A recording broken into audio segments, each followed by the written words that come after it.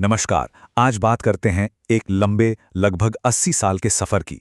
एक ऐसा दौर जब ब्रिटिश साम्राज्य और एक उभरता हुआ भारत मानो एक राजनीतिक शतरंज की बिसात पर आमने सामने थे। इस पूरी कहानी को हम समझेंगे कुछ बहुत ही अहम कानूनी अधिनियमों यानी एक्ट्स के जरिए। तो सवाल यही है कि आधुनिक भारत की राजनीतिक नींव आखिर रखी कैसे गई।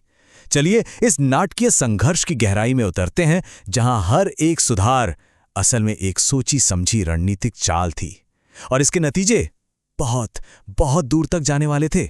यह हमारा रोड मैप 1858 से लेके 1935 तक के वो अहम पड़ाव जिनसे होकर हम गुजरेंगे।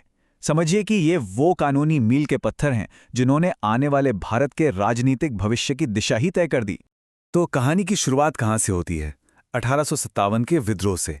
इस एक घटना ने ब्रिटिश हुकूमत की जड़ें हिला दी।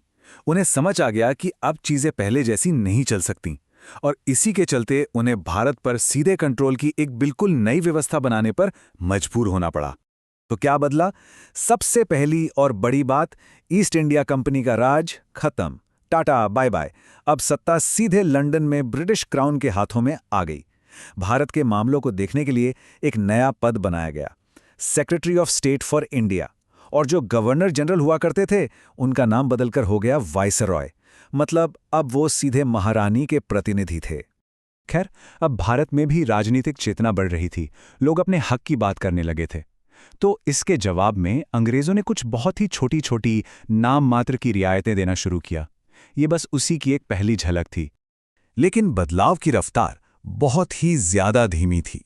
सोचिए, 1861 में कानून बनाने वाली परिषद में कुछ भारतीय सदस्यों को शामिल किया गया और फिर पूरे 30 साल बाद 1892 में जाकर उनकी संख्या थोड़ी सी और बढ़ाई गई।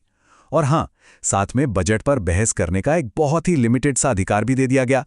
बस इतना ही। पर इसमें एक बड़ा पेच था। असल में ये सब काफी हद तक एक दिखावा ही था। क्यों? क्योंकि इन सदस्यों को जनता नहीं चुनती थी। नहीं, इन्हें तो सरकार खुद नॉमिनेट करती थी। और सबसे बड़ी बात, किसी भी कानून को रोकने की आखिरी ताकत यानी वीटो पावर तो वायसराय के पास ही थी। मतलब साफ था, असली कंट्रोल पूरी तरह से ब्रिटिश हाथों में ही था। अब आता है कहानी में एक बहुत बड़ा मोड़, 1909 का मार्लिमेंटो सुधार। ये वो एक्ट है जहां से भारतीय राजनीति एक बिल्कुल अलग दिशा में मुड़ गई। ये असल में भारत में बढ़ रहे उग्रवादी राष्ट्रवाद को लेकर ब्रिटिश सरकार का एक बहुत ही स्ट्रैटेजिक रिस्पॉन्स था। और ये सुधार इतना अहम क्यों है? क्योंकि इसे अक्सर एक ऐसे सुधार के तौर पर देखा जाता है जिसने जाने अनजाने में देश के बंटवारे के बीज बो दिए।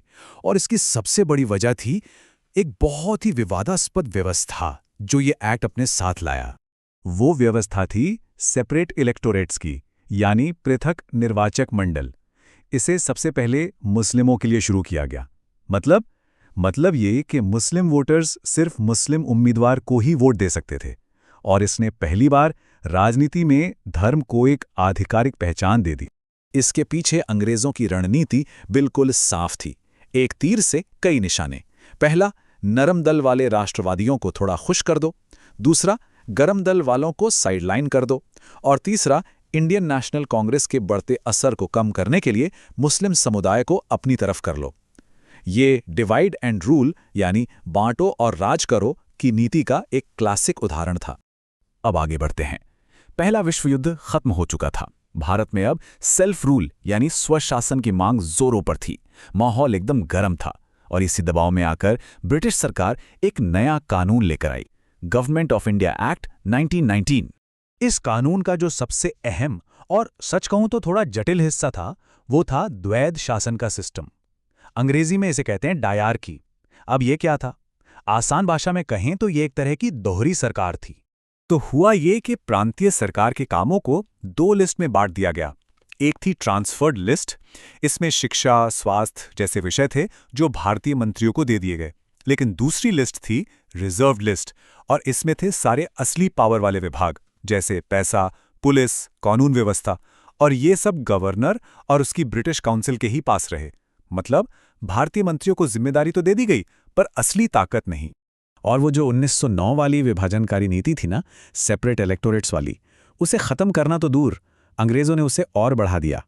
अब सिखों, भारतीय ईसाइयों और एंग्लो इंडियंस को भी इसमें शामिल कर लिया गया। नतीजा, भारतीय समाज राजनीतिक तौर पर और भी ज्यादा बढ़ गया। चलिए अब आते हैं ब्रिटिश राज के सबसे बड़े और आखिरी संवैधानिक सुधार पर, गवर्नमेंट ऑफ इंडिया एक्ट 1935। ये एक तरह से एक संघीय भारत का एक पूरा ब्लूप्रिंट था।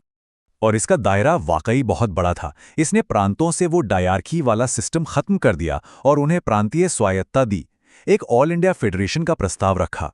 और तो और आज के रिजर्व बैंक ऑफ इंडिया और सुप्रीम कोर्ट जैसी संस्थाओं की नींव भी इसी एक्ट ने रखी।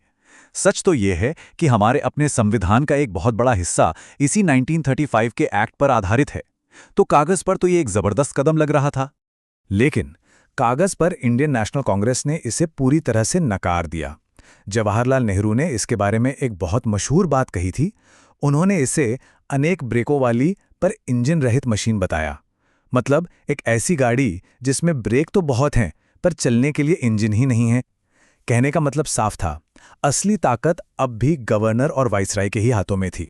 और ऐसा नहीं था कि सिर्फ कांग्रेस ही इससे नाखुश थी।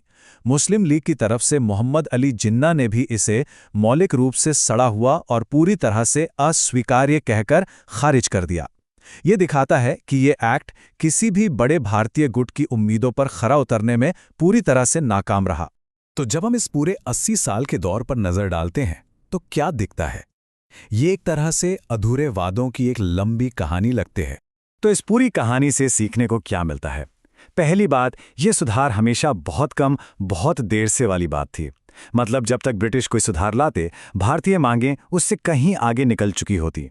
दूसरी बात, असली कंट्रोल अंग्रेजों ने कभी अपने हाथ से जाने नहीं दिया। वाइसरॉय और गवर्नरों के पास हमेशा विशेषाधिकार बने रहे। और तीसरी और शायद सबसे अहम बात, पृथक निर्वाचक मंडल जैसी नीतियों ने समाज में सांप्रदायिक विभाजन को और गहरा कर दिया। और ये सब हमें एक बहुत ही गंभीर सवाल पर लाकर छोड़ देता है। ये जो विरासत थी, जिम्मेदारी बिना शक्ति की और समाज को राजनीतिक लकीरों में बांटने की, इस विरासत ने आखिर ब्रिटिश राज के अंतिम दर्दनाक पलों को और फिर पूरे उपमहाद्वीप के भविष्य को किस तरह से आकार दिया? ये एक ऐसा सवाल है जिस पर सोचना बहुत जरूरी है।